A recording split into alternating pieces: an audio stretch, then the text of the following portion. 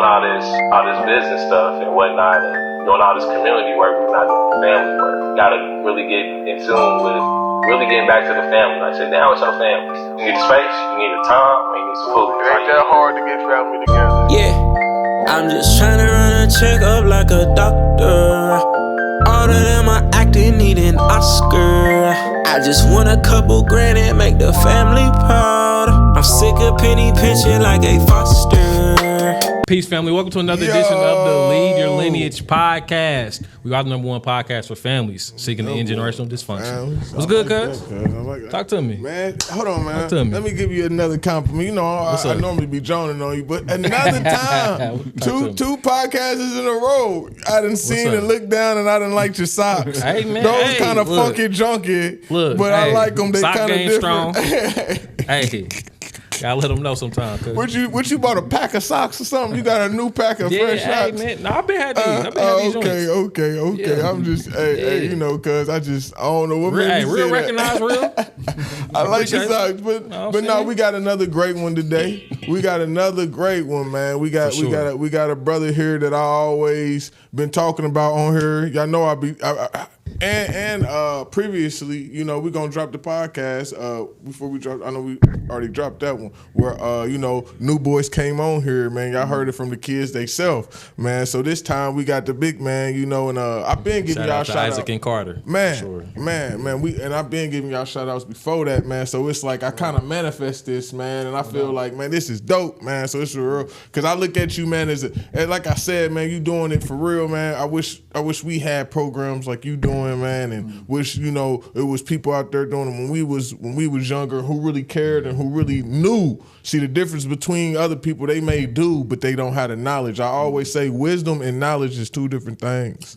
Knowledge is to know, wisdom is to actually have the experience. And when you have the experience, it gives knowledge, you know. So I feel like you got both of those, man, and I appreciate it. And before I get to running my mouth, man, Kareem, man, can you introduce yourself today, man? Because, man, you got a lot on the plate, man, and I don't want to miss nothing. Nah, not missing them. I'm humbled to be here. Yeah. Definitely love the podcast set and definitely love what you guys are doing. Appreciate it. In this space. Shout out to P30 and who they are to the community. My name is Kareem Hines. I'm the founder of the New Boy, which stands for New Breed of Youth, Mentoring and Youth Development Program. We work with young men in the city of Indianapolis between the ages of 6 to 18. Once you become 18, we're expecting you to come back to New Boy and serve as a junior mentor, and we take that up to the age of 25.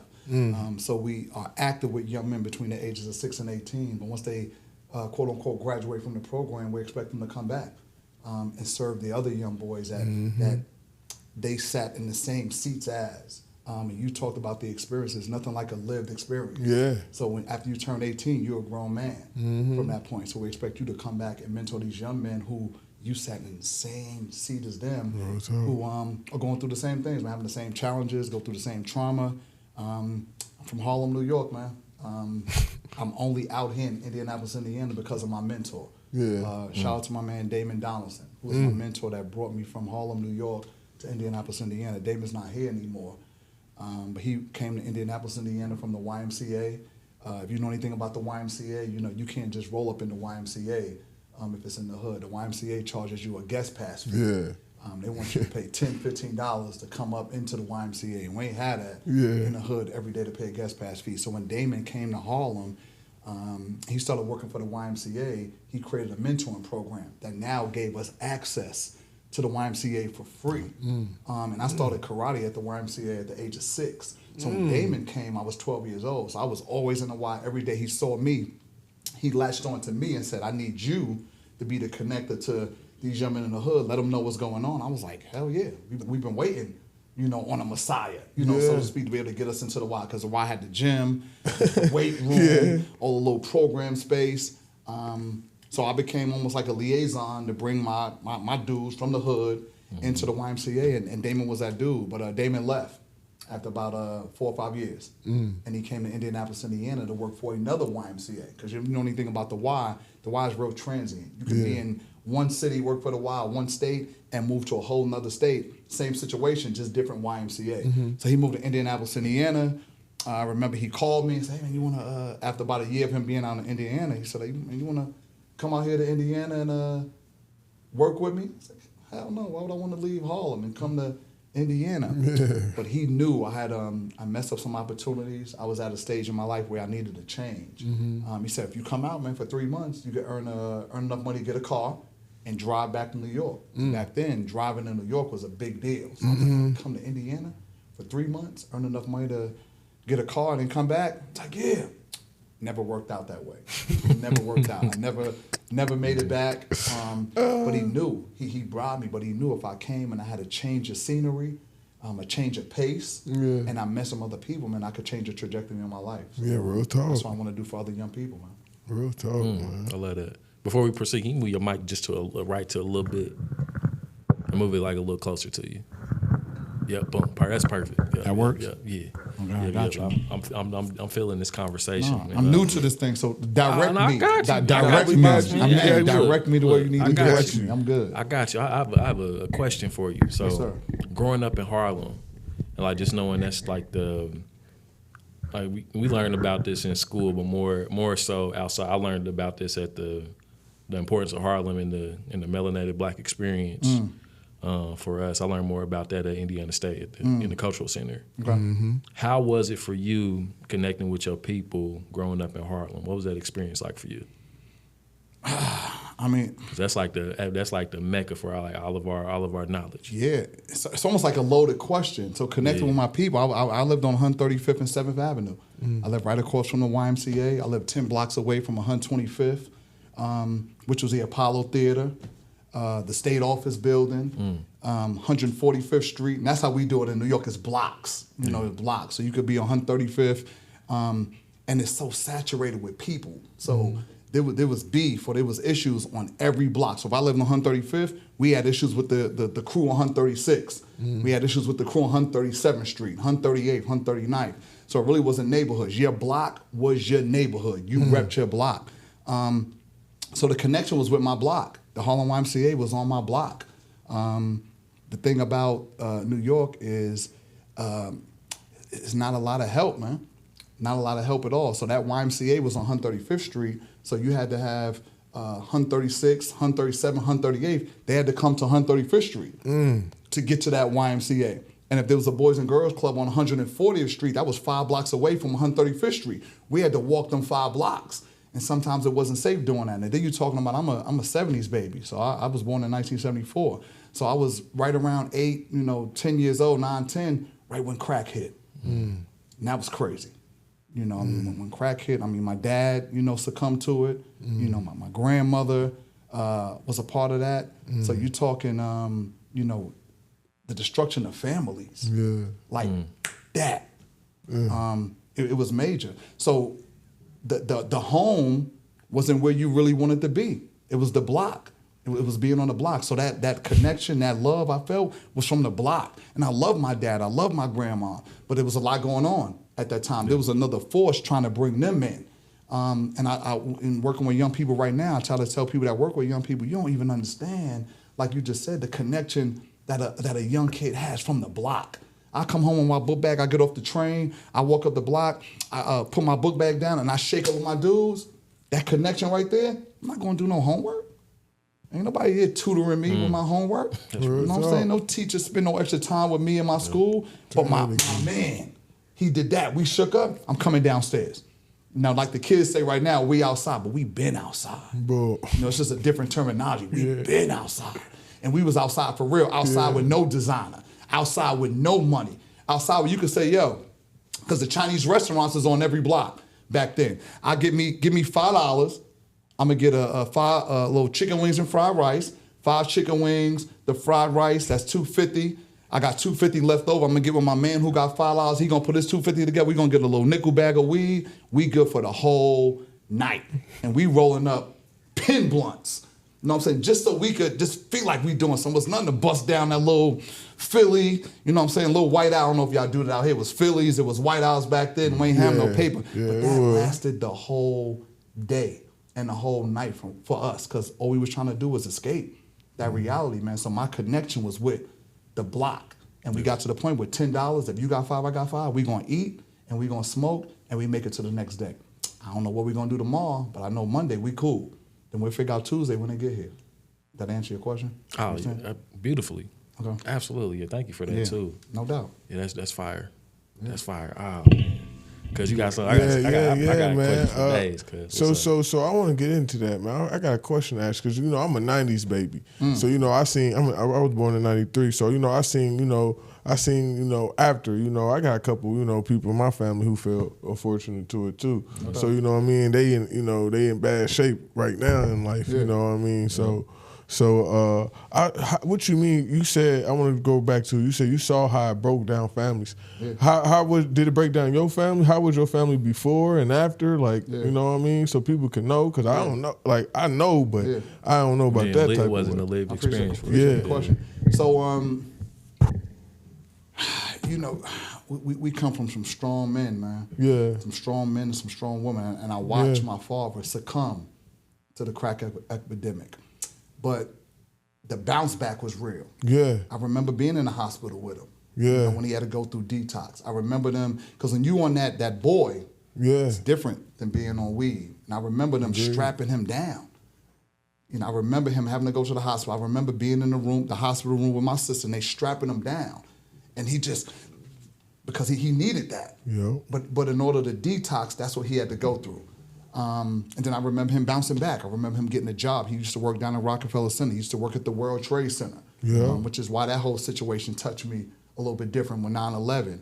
But the bounce back was real. And I remember him bouncing back. I remember him saying, you know what, if I can't be everything to you, I'm going to make sure I surround you with other men. So he took me to my martial arts instructor at the age of 6. Okay. He made sure that I stay connected to the YMCA. We don't have a lot of that in our community these days. We got a lot of dads that say, if I can't be that man to you, then I'm going to hate on any other man trying to be a man to you. Agreed. If I can't be involved in your life, then it is what it is. Agreed. Mama will take care of you. We need more dads to recognize, man, if I can't be that man who I know I'm supposed to be, let me connect you to another man that I trust. And I applaud and praise my father every day because he did that. Yeah. Because he was. He was in that. I used to watch my dad put that needle in his arm. And I talk to my dad about this every time we get together, and I thank him. I used to watch him. In New York, you live in apartments. We don't have houses. We don't got grass. I lived on 135th and 7th Avenue. So it wasn't no trees. And we lived in tenement buildings. So in one building, we wasn't in the projects, because in New York, in the projects, on the first floor, you can have 20 apartments. Projects in New York go up to 40 stories. So imagine one project building, 20 or 30 families on one floor. Second floor, same thing. Third floor, same thing. One project. And in one particular project, you might have 10 of those buildings.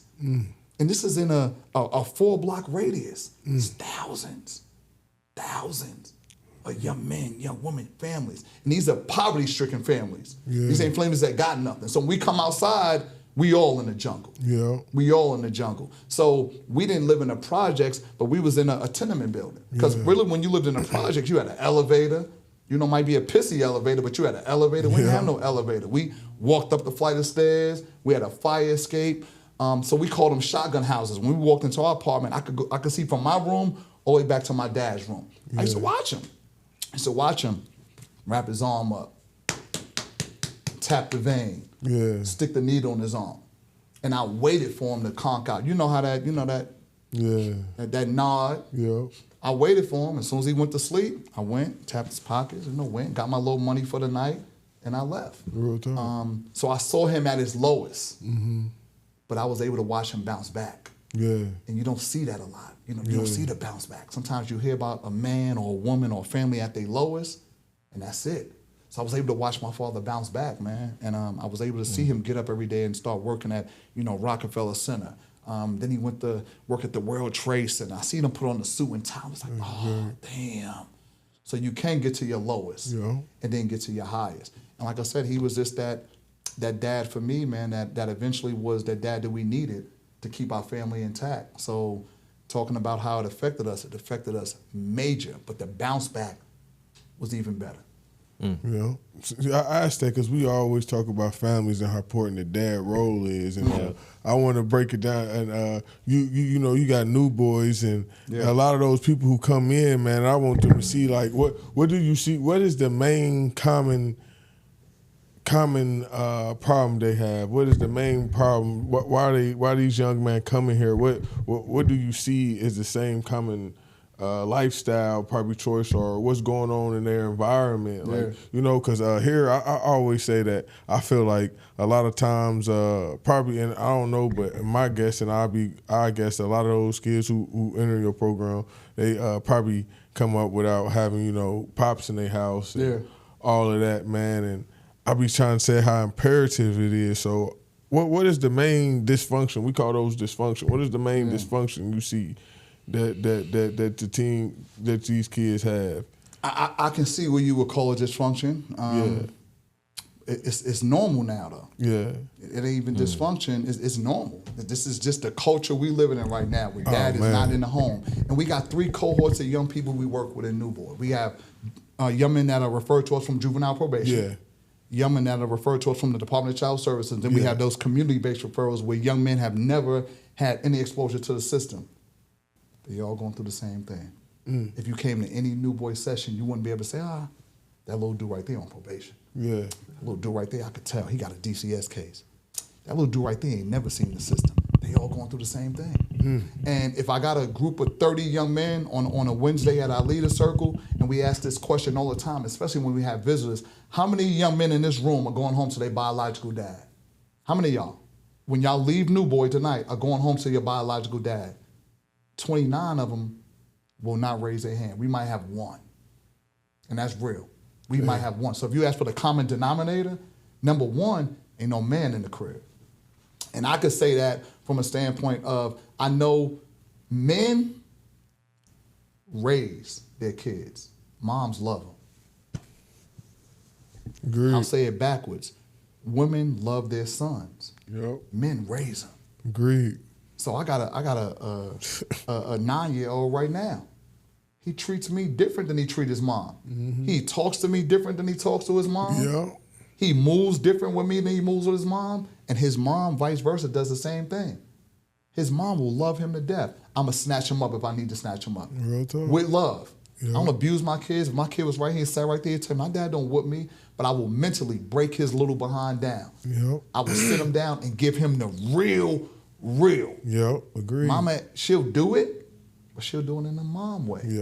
So when you got young men that are coming home, coming to New Boy or coming to any program, coming here to P30, any mentoring program, and they got a man, a real man that's in their life, and they go home and that man ain't there, that almost traumatizes them even more. Like, Dad, where you at? Where you at, Dad? And because they don't have anything, they don't have anybody to let it out on, who they let that anger out on? Mama. So mama gets it. Grandmama gets it. Because some of the young men don't even go home to mama, they go home to grandmama because it's generational. I done pissed my mama off so much and I made her so mad, she done kicked me out the crib. She done gave me to her mama. So now you're over there with grandmama, now the age gap widens. So grandmama ain't trying to listen to the music that young man listened to. Grandma ain't trying to understand the social media influence that's going on with that young man. So now there's a disconnect. So grandma go, man, do what you want to do.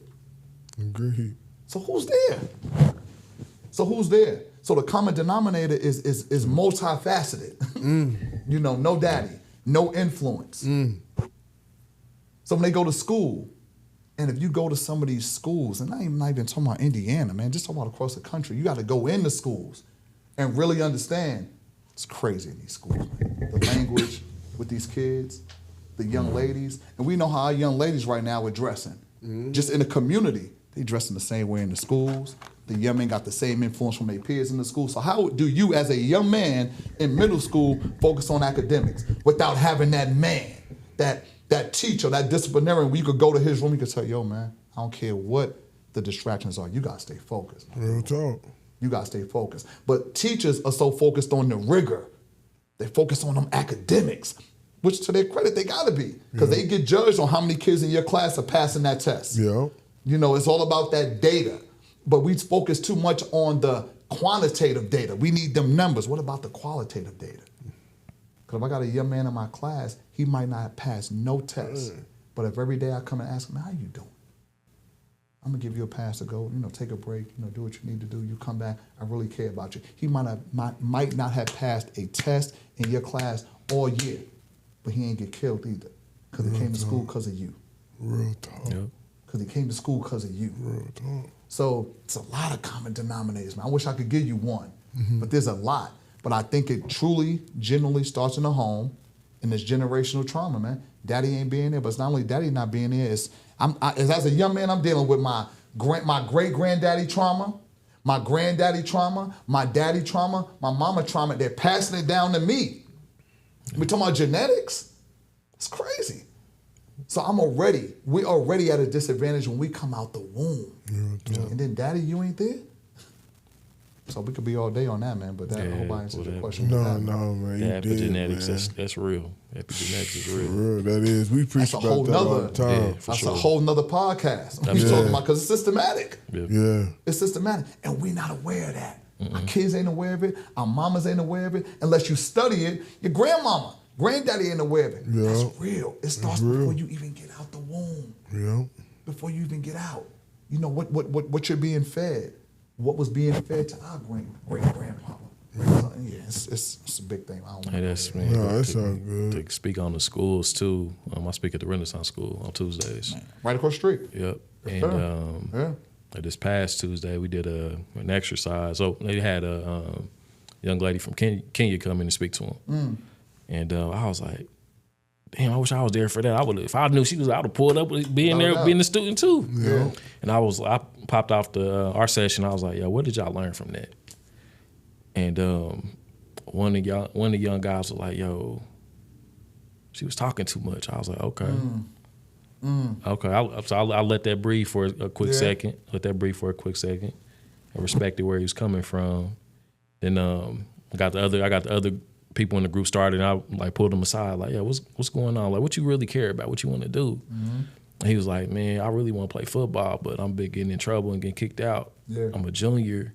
But I'm like, bruh, you got one more year to go back and play football. It's not gonna be the traditional route. Right. And I was like, I'm a football coach. I do this. Yeah. So I can help you like navigate through that, but you got to show up. Yeah. And I was like, yo, one of your guys that's in here, he showed up and I gave him access to something that he needed to build his business. But I'm like, you show up, I got you. But he wasn't connecting. He wasn't connecting with her in the classroom. He was just because he was just going. He had something going on. Right. He was like, I'm not really here to listen to stories about who I am. He wasn't in that mental space or that emotional space to even real. receive that. Yeah. But as soon as I pulled him to the side, because it was some people was like, yeah, was having trouble with him. I'm like, bro, respectable manner, but with me, we just chopping it up. Real talk. Or just having that time, like, hey, just how you doing? What you like doing? That speaks volumes, man. You know I what's wish called? a lot of them. Connection before I was correction. just about Perfect. to ask you that, Perfect. man. What? I got it. Man, listen, that's why if you got a drink, that's why if you got something to snack on just a little bit, where I could just open that mug up and chew on it and enjoy it, it gotta be vegan, man. Look, we can go through all the details. Only thing you gotta do is hit me up. That's all. We can go through the details later. Just hit me up, baby. Just hit me up in the DM. Yeah, absolutely. And I'll come through what you say. And also, too, just to add, if you're interested in sponsoring an episode or several episodes of the Lead Your Lineage podcast, you want some advertising opportunities, please reach out to us. And with that young brother, man, like I said, he a junior, man. He just needed to know somebody can help him out with what he's interested in. And like you were saying, that connection before correction. Can you touch on that a little bit? Where did that methodology come from to be able to pour into our young people? Without a doubt. Well, one, I think shout out to the young lady that came that was trying to give him some history. Yeah. I think as adults working with kids, we have to understand it's not about us. We have to find a way to connect with them. Great. And that whole philosophy of back in the days, will meet me halfway, don't work anymore. So if I'm coming into a school setting, I got to find a way before I even get there to connect with them. And once I can connect with them, then I can bring them up, with me. It ain't meet me halfway, and if you don't meet me halfway, then I'm done. So in the particular philosophy that we kind of incorporate as an overarching philosophy of our program is called Connection Before Correction, because we work with a lot of young men who are system involved. And it's our goal at the end of the day to make some sort of correction in their lives and change the trajectory of their life. But we can't start with the correction. We got to start with the connection, which is why we have the robust sports program that we have, which is why we're active 5 days a week. We're in the school systems, and we have programs in the school system, but a lot of programs that are active in the school systems, they'll come for an hour, 2 hours, once a week, twice a week, and that's it. What about those other 5 days when them young men or those young ladies really, really need you? And I tell young men when I first come in, the first 2 weeks has nothing to do with my curriculum or my program. I don't care about that at all. Let's talk about what y'all doing. And I'm going to tell y'all straight up, I already know I'm not going to reach y'all in this little hour or 2 hours that I'm here. I am not. There's nothing I will do that's going to reach y'all. But what I am trying to do is connect you to this other program called New Boy out in this community. This is what we do. This is what we do. And you start seeing, even with our logo is a three-headed monster. So the first part of the logo where the young man's head is here. The second phase, the young man's head goes here. By the third phase, his head goes up. And that's how you got to do it when you work with young people. It's like I call it this door philosophy. When you meet a young person, either their door is going to be all the way closed and they ain't trying to let you in, and you got to figure out, how do I get this door open? Or you might meet some young people, man, their door is cracked and they willing to let you in. Some young people you might meet, the door's halfway open. They're a little bit easier to reach. Some young men you might meet, door's wide open. Those are the easy ones. I'm trying to reach the ones where the door's closed. That's where I come from. Because I ain't want nobody talking to me. Especially like you said about history. Like I said, I had to go home. And after you talking about all this history and all that, what I'm going to eat? At 2:45 when I get out of school, when I'm going to eat? Matter of fact, I don't even know who's coming to pick me up from school. Then when I get home, not only, and if you really about it, what my little brother going to eat? What my little sister going to eat? How many times my dad going to hit me tonight? Is my mom going to be home? So there's a lot that they dealing with. So when that person comes in to teach whatever curriculum they're teaching, I think they have to understand you got to start at that kid's level. And what we do with Connection Before Correction, we start at their level. I need to know the music they listening to. And not only do I need to know it, I got to live it. I come from it. So I know that these young men with this trap, if it's trap, drill, rap, R&B, whatever it is, these young boys are geniuses. And at the end of the day, they're just telling you where they come from. Some of them, because a lot of them are living a lie, but they've kind of attached themselves to the matrix and they know what our young boys are wanting. So they feeding them. So the same way that music and social media is feeding them, I'm going to feed you. But I'm in your face with it. So as long as we can be creative and innovative, I'm in your face with it. You getting it from the speakers or you getting it from the TV, it's easy for me to be in your face. But in order for me to be in your face, if I'm going to be in your face Monday, I got to be there Tuesday. I got to be there Wednesday. I might take a break on Thursday, but I'm coming back on Friday. As a matter of fact, when you think I'm off on Saturday and Sunday, I'm not. Come on Saturday, we got you. And then you know what, on Sunday, I take my little break, but the week starts over again. And after a while, you make the connection. They know you're going to be there. But are you willing to get pushed away? Because they're going to push you away. This phases to relationship development. This, especially if you work in social work, the relationship development phase, so you know it, you understand it. So when they push you away and they curse you out, all right, well, I'll be back. I'm not even going to judge you for that because I know that wasn't really meant for me. Now, once you make that connection, then you can start the correction. And the correction basically is just the reframing. You reframe in their mind what life looks like, whether it be life at home, what school looks like, what college looks like, what having a job looks like, what going to jail looks like, what being dead looks like. Because a lot of the music that we listen to, they don't understand. Dead is dead. You gone. Young dude, you gone. And it sounds good when you listen to that music. We spinning, we doing that, I'm popping that 50 clip, But they don't tell you, man, when you're gone, you're gone. Man. And I'm saying people that you just rolled around the block and made that other connection with, I bet you they don't come back around that block to see if you done got up.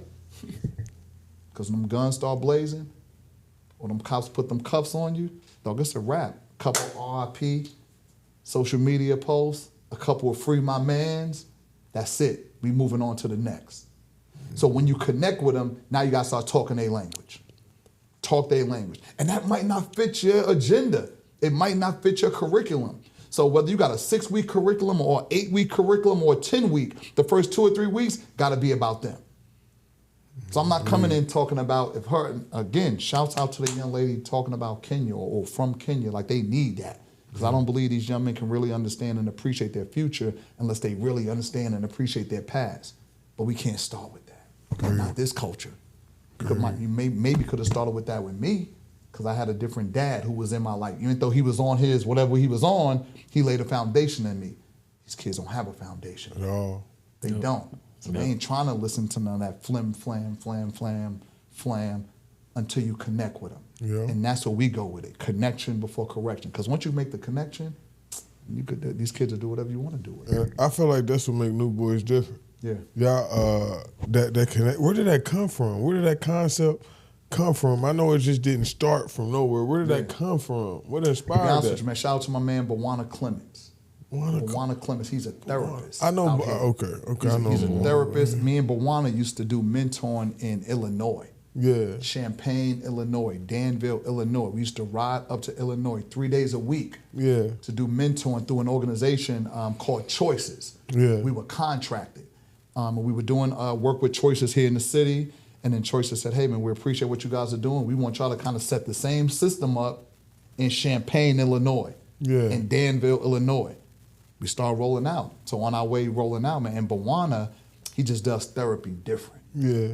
Because traditional therapy, especially for young black and brown men, does not work. You sitting across from a young man that you don't know and say, man, so tell me, man, how you feel about your dad not being in your life? Don't work. Man. You got to approach therapy from a different angle. Man. And I remember my first time in Bawana, he was doing therapy through haircuts. We was working with a young man. I was the mentor. I came into the crib to pick him up for our evening activity with New Boy. Yeah. He was like, man, can you give me 15 minutes? My therapist is here.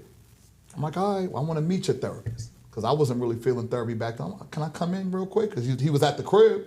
It wasn't at his office. I'm like, let me come in your living room. Yeah. See what your therapist is talking about. He's like, man, he in here cutting my hair. Cutting your hair? The therapist? All right, let me come check him out. My man Bawana was cutting his hair, man. And from that point on, we started linking up. And then we, linked up so much that, Choices, that organization, saw the work we were doing and thought we were effective, the mentoring and the therapy. We called it clinical mentoring. We started taking it on the road, so to speak. And I remember us rolling in a car one day, man. He was like, man, that before we start correcting these boys, we got to make the connection.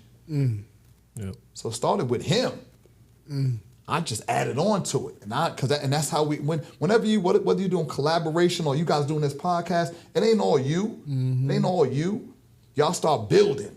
You building, and how selfish would we be to go, man? This started with me, bro. This is all me. Nah, you might have started it, but I built on it, and then what I built on, and you built on it, and that's how we just keep on building, and that's how that connection before correction built. And before me and Bawana stated that. You didn't hear that out here in Indianapolis, man.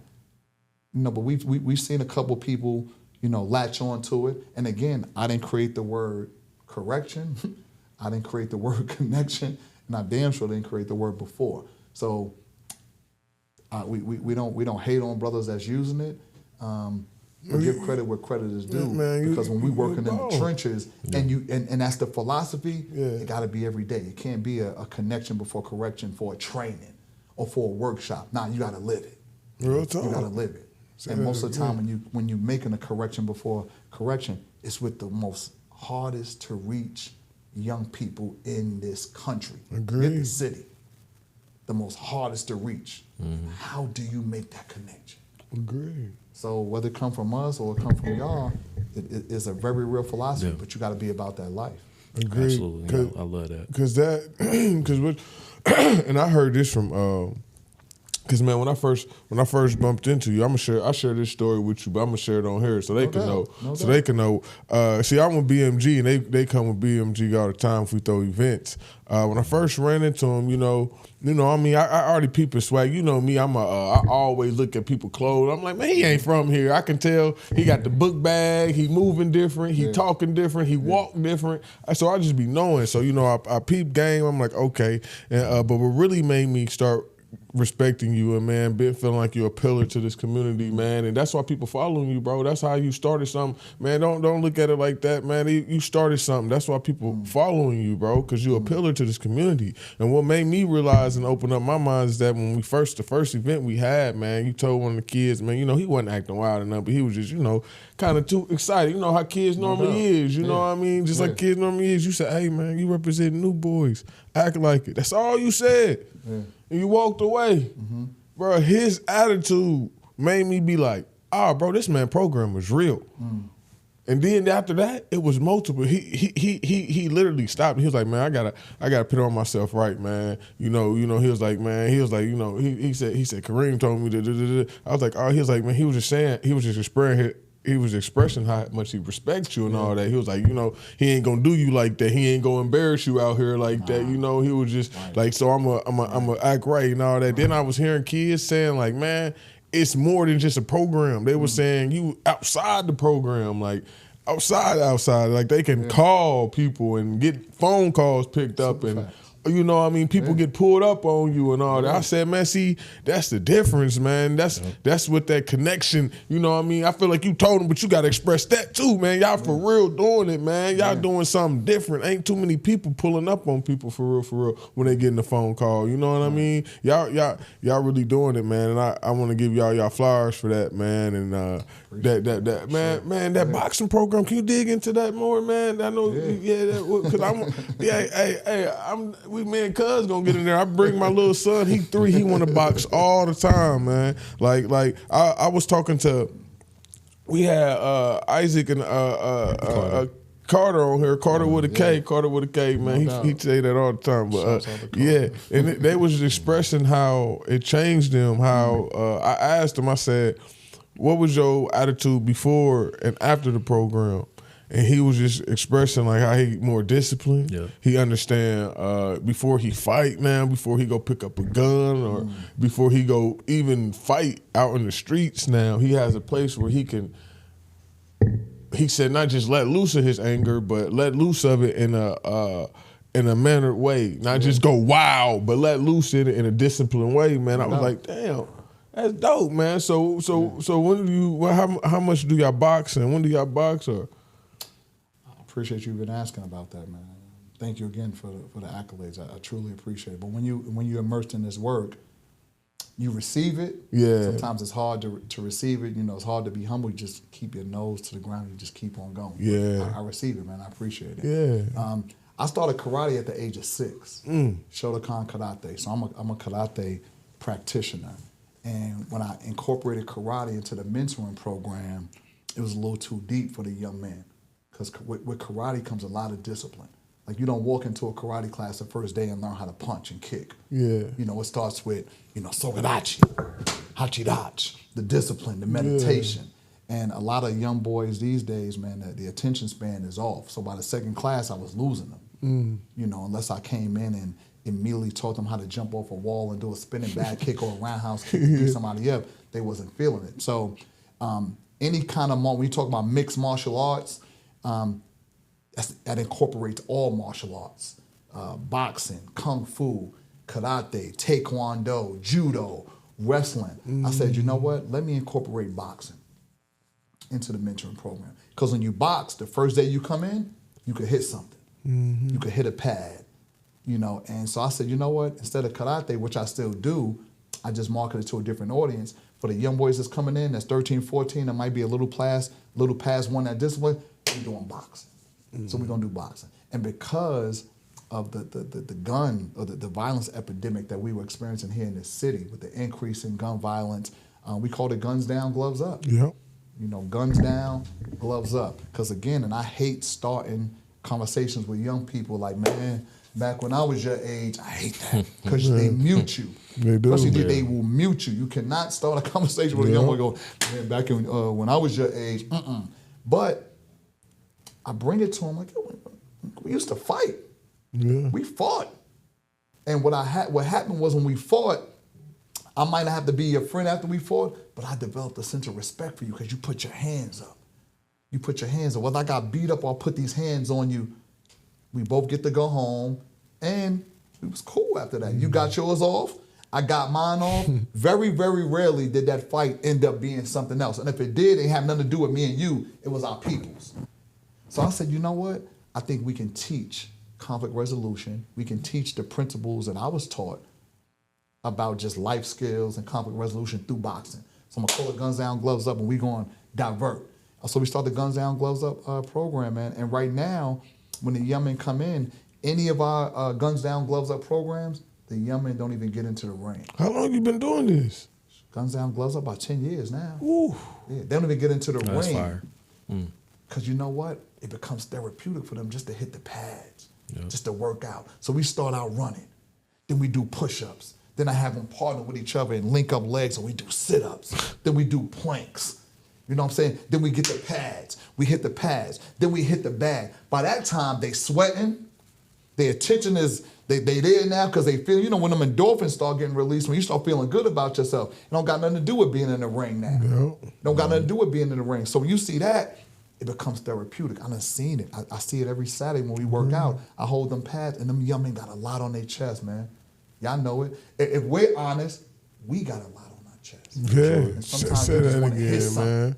and not get For arrested. real. For real. I tell young boys all the time, I know you carrying a gun, man, and I am a licensed gun owner. Sometimes I ain't trying to kill nobody, but I listen to that music that they listen to, it get me aggressive. And I'm a family man. I ain't trying to murder nobody, but it get me aggressive. Imagine what they going through.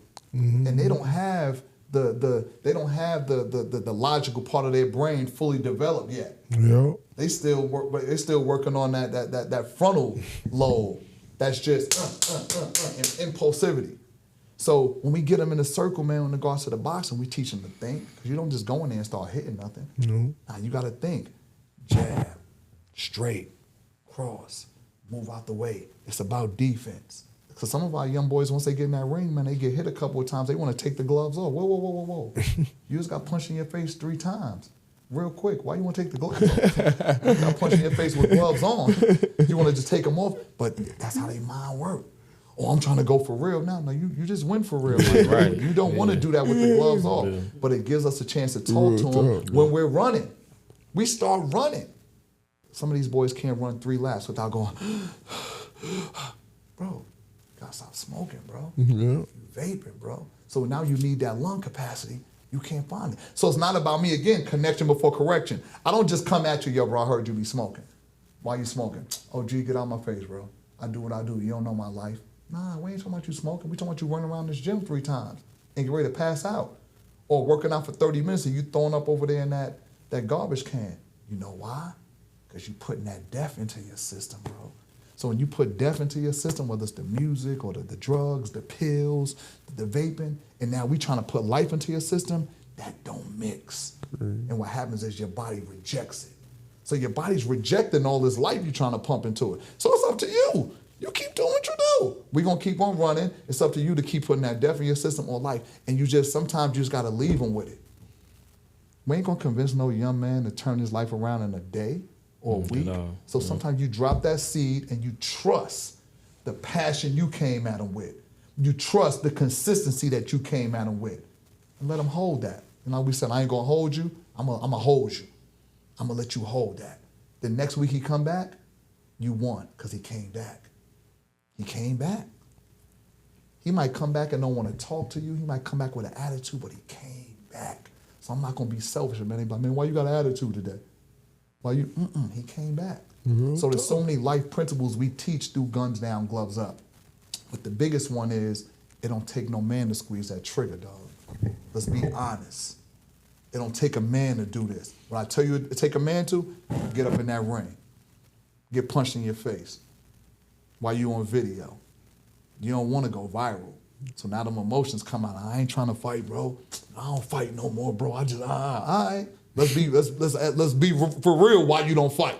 Because you can't fight. That's okay. And another thing that we do with these young men is when they get hit in the body. That's a whole nother learning lesson. A dude could take a couple punches to their face. Yeah. You could get real like, hit me. Can't do that to that body though. So when they get hit right there in that rib cage, and they go down, and I tell them, in a circle full of 30, 40 boys, you can stay down, dog. It's okay. Because that body hit will debilitate you. You can't get up from that. And you can see them trying because they're in front of their friends and their peers. And now they got to make a decision. Do I want to be that lame dude that stayed down? Bro, it's okay, man. It's okay to say I'm not okay. Yo, you hurt, bro. That body shot hurt. So you start adding context to it, they understand. And so many of our young brothers now that would have tried to get up, they'll stay down. They got hit to that body. You can't get up, bro. It's okay. But now you know what? If you can be that humble in the circle with your friends and not get up after you just got punched in your stomach and be like, bro, I'm good. I'm done. When that dude come get you and tell you to come get in this stolen car, this hot boy, when you're sitting around like this and that man pass that blunt to you and you really don't want it, just tell him, I'm good, bro. Still do you, but I'm good. That's a life lesson right there that we teach through boxing. That has nothing to do with boxing. That has to do with you developing your mind, developing your self-confidence, and developing your individuality. Where you're like, yo, bro, I'm good. Do you? I ain't trying to be like, bro, you need to stop smoking. Nah. Be able to be yourself in that circle around a bunch of people that ain't trying to be themselves. So we teach so much through the boxing program. 80% of it is mental, 20% of it is physical. But we call it guns down, gloves up because it gives us an opportunity to talk to these young men about the consequences of guns, whether it be death or jail. That's real. But I wish in a perfect world that every young gang, clique, whatever they want to call it, my bros, they got beef, come to the boxing ring, bro. Bring your whole crew up. Let's box. But let's make an agreement. Once you and this dude that you got issues with, once y'all get it off, it's a wrap. And if your man, the one that is usually the one that's gonna pull that hammer, because it really normally ain't the dude that got the beef, it's his man. It's his man. Bro, why you letting that disrespect you like that, bro? Nah, bro, we ain't going. All right, once me and my man get it off, you come get in, dude, from the back. You come get in. Nah, I'm good, bro. We done had it. I'm good, bro. I'm good, bro. We out. I'm good. But if it was a social media thing, you'd be the first one posting. We spinning. You be the first one posting. Nah, this is how we getting it in. But you ain't scared. You scared to get your ass in that ring. And that's what Guns Down, Gloves Up does for us. It just allows us to have that real, transparent conversation, man, with young brothers about life and death. Because that's what we're dealing with. And Connection Before Correction expands beyond a word. We use every damn program in New Boy to make the correction. Every damn program. I don't care what it is. It could be our young entrepreneur program, martial arts, our boxing, the podcast, the recording studio, the tutoring program, the leader circle. When we make that connection, then the magic happens. I love that. And thank you for sharing that testimony too. I appreciate the question. I wanted to segue into this with all the beautiful work you do in the community with our young men. How has that impacted your time with your family? How do you essentially find that rhythm between I got to be Kareem, the husband, the father, and Kareem, the community pillar to get these boys to become young men? Yeah, it's a great question, man. And I'll tell you this, it starts with the position that God put me in 20 years ago when he introduced me to my wife at School 108. She wasn't my wife then, but she does the same work. She was working with young ladies. She's a teacher, a science teacher by trade. And I was a mentor in the school system. And I met her there. So just to bring it, full circle, she is now a founder of her own mentoring program called the Inner Beauty Program, Inc. So the same work I'm talking to you about with the young men, she does with the young ladies. So that makes it a little easier because I unpack on her. She unpacks on me. We understand the importance of healthy relationships between young men and young ladies. So we merge them together. Any college tours we take out of state, we've been doing it for the last 17 years. The young men and young ladies go together. Any field trips we take, the young men and young ladies go together. Any special events we have, the young men and young ladies commingle. I'll give an example. She does an inner beauty mentoring program. She does a inner beauty pageant once a year. They're on their 20th year. Every year, from year 3, after I met her, the young men serve as escorts to the young ladies in the pageant. And this is a real beauty pageant. That's dope. But for a beauty pageant for young ladies who are primarily involved in the system. So these are young ladies that might not have ever put on a gown, that might not have ever and will not ever be on a stage displaying a talent. But she creates this pageant, and they go for 8 weeks, hard weeks of self-discovery, etiquette, character development. And it culminates with this beauty pageant. So you know what? When they do the beauty pageant, our young men escort the young ladies out onto the stage. So the young men, for that day, they get dressed up. They stand in the back. They have the roles. When the young ladies come out for the gown presentation, which is the last presentation of the pageant, first they do the introductions, then they do the talent. The third level is the gown presentation. They come out in the gowns. The young men come out with the roses. They dressed up, you know, shirt, tie, bow tie. They walk the young ladies out. We've been doing that for 17 years. And again, another correction before correction. It helps us establish that kind of awareness in them where you got to respect these young ladies, man. Agreed. And you know, so crazy, some of the young ladies they see, because all our kids in Indianapolis is small, man. So the young men that are system involved and even not system involved, they hang out the same places where the young ladies hang. You know how it is, man. Young men ain't really doing nothing if they ain't getting the attention of young ladies. We don't get dressed and turn up and flex for each other. We're trying to be around these females. And the females the same way. So through the grace of God, we're able to get these young men and young ladies together in a situation where we can teach them about healthy relationships. And because I got grown kids, like my oldest kid is 30 years old, because we're active 5 days a week, we incorporate our kids in the program. My son takes karate, my son takes boxing, my son is at the leader circle, my daughter's at the inner beauty circle on Thursday, my daughter's a part of the pageant, my daughter's a part of their after school program. So again, through the grace of God and how he made that connection with us, kids don't stay home for anything. Now the challenge is, how do we not make our family this solely inner beauty new boy thing? So now I got to get my son involved in an outside basketball program. I got to now do what my dad did for me. Make sure he has another coach. Make sure he has another voice in his life. And for me to do that, I got to humble myself. Because I got this program and everybody's, oh, Kareem, you're doing great. My son don't need no mentor. It's easy for me to say that. My son got me. Nah, it takes a village. So as soon as I find the right man to trust him, I'm pushing him. Flag football, basketball, mentoring, whatever that needs to be. Brian Carter, Black Men's Group, we're going. We have not missed a mentor, MEN-TOUR. We have not missed a mentor event because my son needs that. So God created that balance because he allowed us to do the same work, but he also has given me, man, the humility and put people in my life to establish some humility in me where I'm able to let my son and my wife is able to let my daughter go out and get experiences, get influence, and get teaching from other people. But they're still able to do our programs. Does that make sense? Absolutely. That makes a lot of sense. Yeah, I appreciate that for that breakdown too. That's beautiful that you and your wife have that ability to unpack on one another. Man. Y'all made a pact, a covenant to make an impact with one another too. It's So serious, I literally man. are just in y'all divine purpose It's all the serious. time, 24/7. It's serious. I could be at home. I go home tonight, and if I'm talking to a young man, man, and I'm telling him I'm gonna be there, and and he called me at 1 o'clock in the morning, I'm like, yo, Rain, I'm down here. I need a ride. She ain't gonna be like, where you going? She understands. She understands. Now she ain't ready to get up. I know 1 o'clock in the morning go pick no young lady up, but we gonna make a connection with a parent. An Uber's gonna be sent. We gonna stay on the phone with that young lady until a connection is made, but I'm not sending her out there, and I can't go pick the young lady up because I don't want to put myself in a precarious situation. But that we're both getting up. I'm not gonna be like, why you answering your phone at 1 o'clock in the morning? Because I understand what it is. She the same way with me. Now, when I go pick that young man up, we have nothing to talk about in my car. Because why did you put yourself in that situation?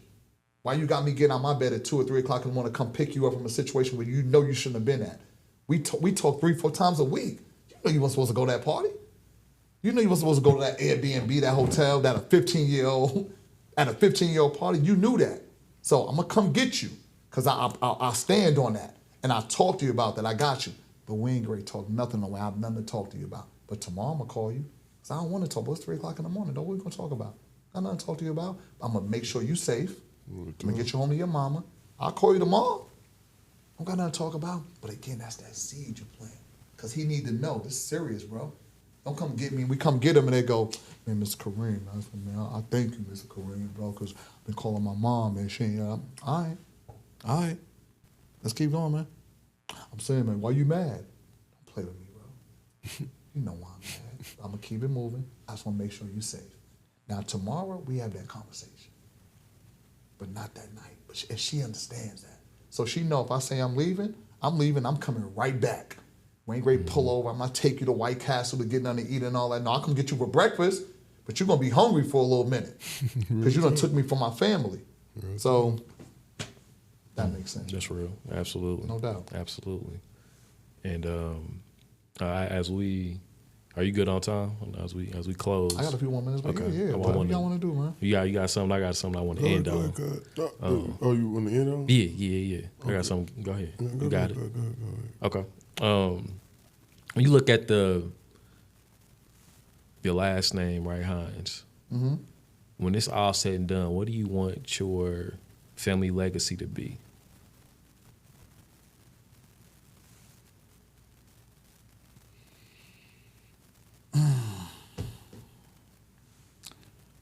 That's a great question, man. I talk to the boys all the time because we got boys leaving legacies, man, that not good, but we got boys right now leaving legacies at 15 years old. Yeah. They dying at 14. Yeah. You're leaving a legacy at 14. And when you leave your legacy at 14 and 15, and to be honest, we have to explain to them what a legacy is. It's how people gonna remember you, bro. Yeah. Suspended from school, expelled from school, robbing people. Your last post on social media was a pistol.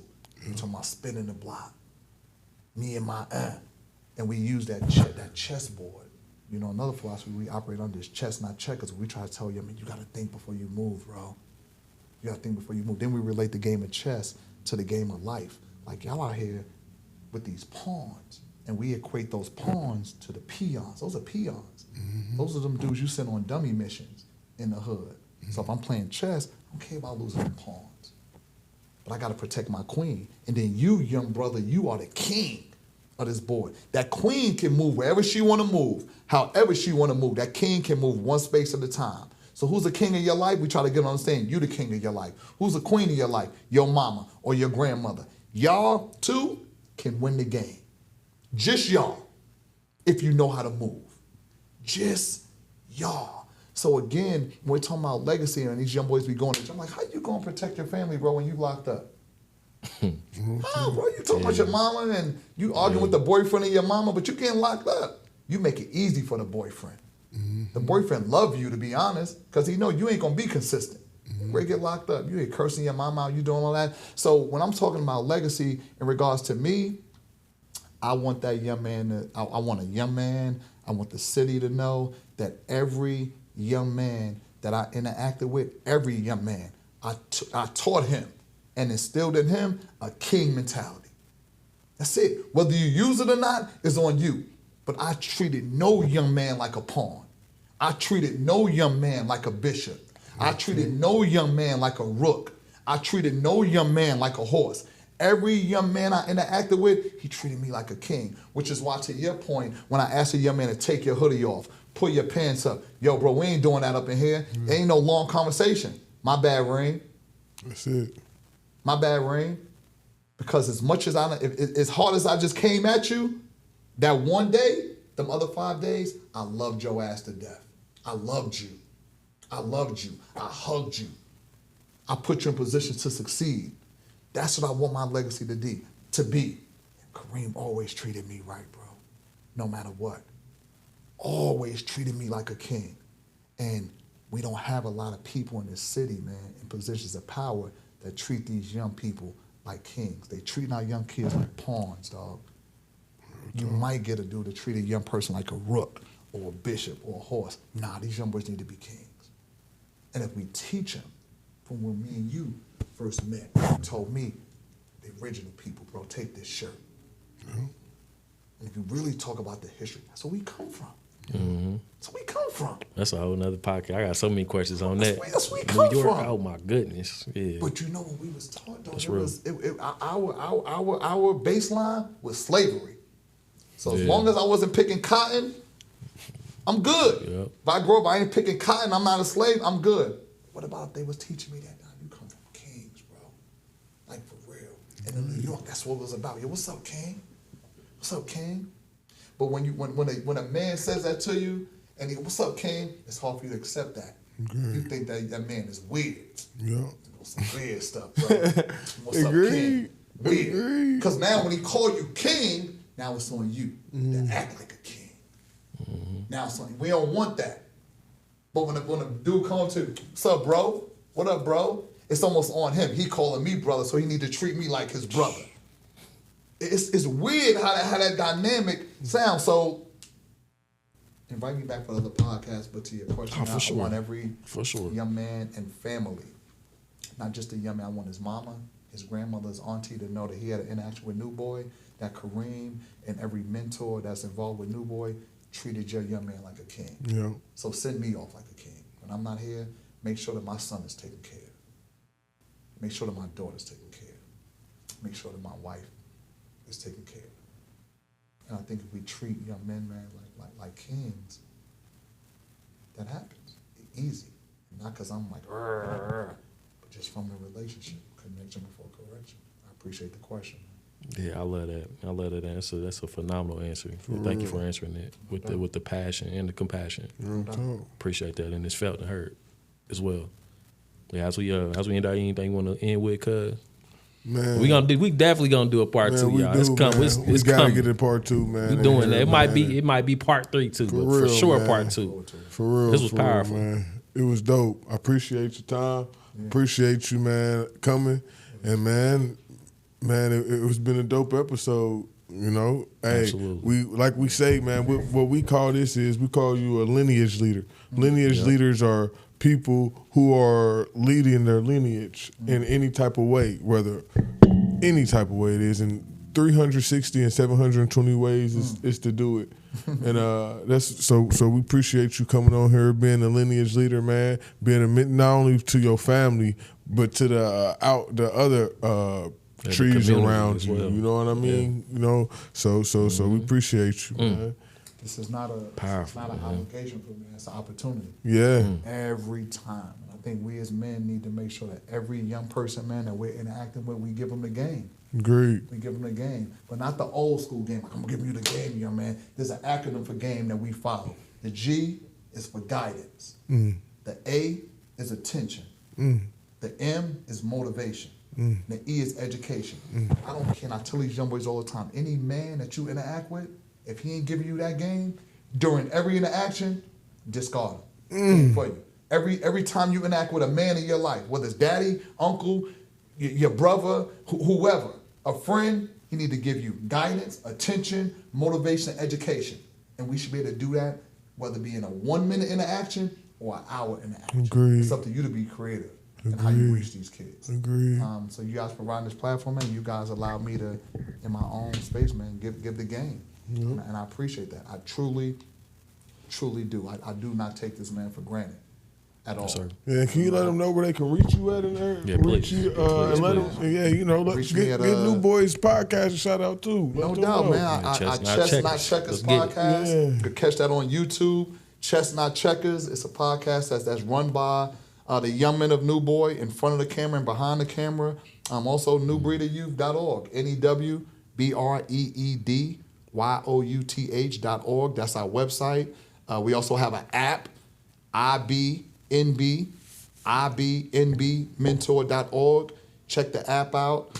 And you can email me, man. Reach out via email. I'm a direct connect type of dude. So you can reach me at my first name, last name at att.net. Kareem, KAREEM, Hines at att.net. Let me repeat it because I forgot to put the period. KAREEM dot HINES at att.net. Looking forward to hearing from you, man. Thank you again, fellas.